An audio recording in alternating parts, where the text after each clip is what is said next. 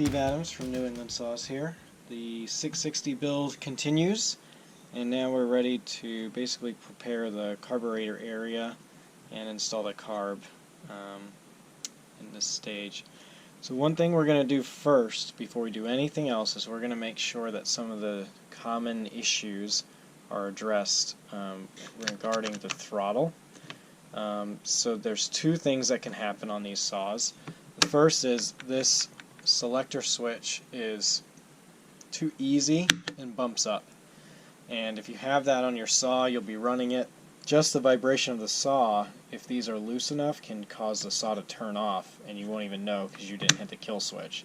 So this is a kill switch. It needs to be pretty hard to pull up. Like, you need to be able to hit it, and it can't go anywhere until you really want to turn the saw off. If that's too easy, then you can take this little spring and just take some pliers and bend it, usually up, and make sure that it's cut, basically creating a mating surface with this piece of plastic. You do not need to go out and buy OEM triggers or any of that stuff. The other thing that you probably want to do while you're here is just take a little dab of grease and grease the throttle linkage and the rubber boot that's over here, so it goes a little bit easier and it'll give you a better feel on the throttle. Okay, so those are the two things that are kind of issues. On the pre-built saws, if you're going through this video series and just checking out your own saw, sometimes you'll get a little gas leak from this elbow that goes down here into the fuel tank. I've had that happen on a couple of them. It hasn't been crazy, but I have had to replace the elbow. So you do want to watch out for that as well. Okay, so in terms of installing parts, you have this little ring here. That just goes on the inside diameter of the intake boot, and it stops the boot from collapsing. And then you have this little rubber piece right here. This goes on your carb right around this area. Okay, and that's just for air. And then you can go ahead and align this and slide it on a little bit onto the studs. Okay, so there's three things you have to hook up. First is this fuel line, so we can just put that right on here.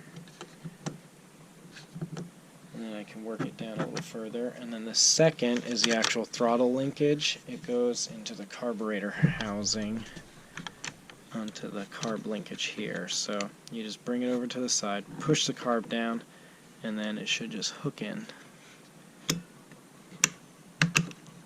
It should. Try that again. There you go. And then you want to push and seat it all the way down.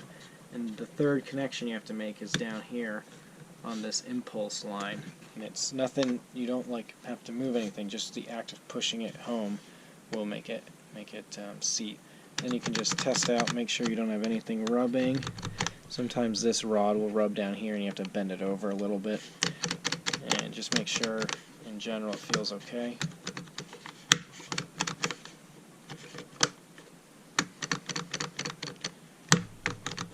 And it should be alright. And if that's all in the right spot, then it should feel nice.